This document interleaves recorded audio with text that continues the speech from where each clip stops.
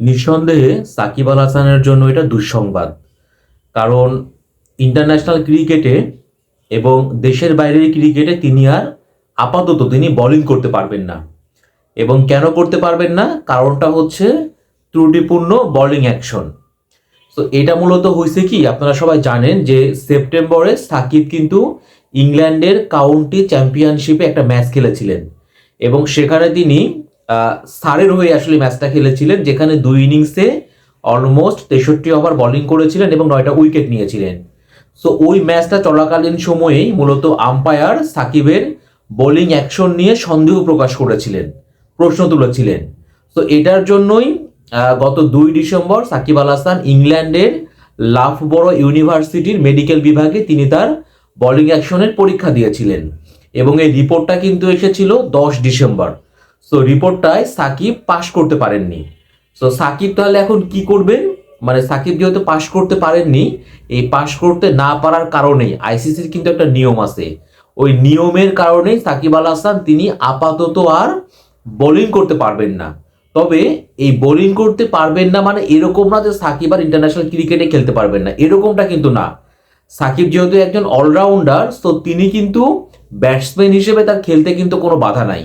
আর সাকিব তখনই বোলিং করতে পারবেন যখন তিনি বোলিং অ্যাকশনটা শুদ্ধ নেবেন, অর্থাৎ আবার তিনি বোলিং অ্যাকশনের পরীক্ষা দিবেন এবং সেই বোলিং অ্যাকশনে যখন তিনি পাস করবেন, পাস করার সার্টিফিকেট পাবেন, তখন কিন্তু তিনি আবারও একজন অলরাউন্ডার হিসেবে তিনি খেলতে পারবেন।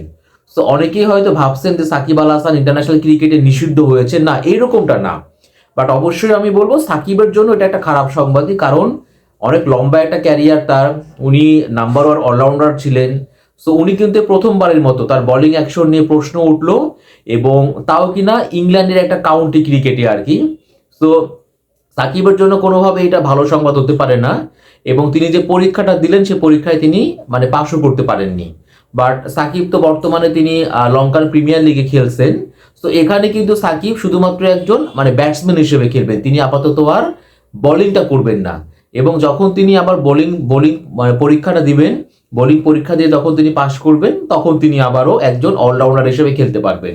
মানে স্রেফ ঘটনাটা কিন্তু হচ্ছে এটাই ছিল যে সাকিব তিনি ইংল্যান্ডের কাউন্টিতে খেলতে গিয়েছিলেন সারের হয়ে, ওইখানেই একটা ম্যাচ খেলেছিলেন এবং ওই ম্যাচের সময়ই তার বোলিং অ্যাকশনটা সন্দেহজনক ছিল এবং আম্পায়ার প্রশ্ন তুলেছিলেন, তারই তারই পরিপ্রেক্ষিতে কিন্তু সাকিব তার বোলিং অ্যাকশনের পরীক্ষা দিয়েছেন এই 2 ডিসেম্বর আর কি।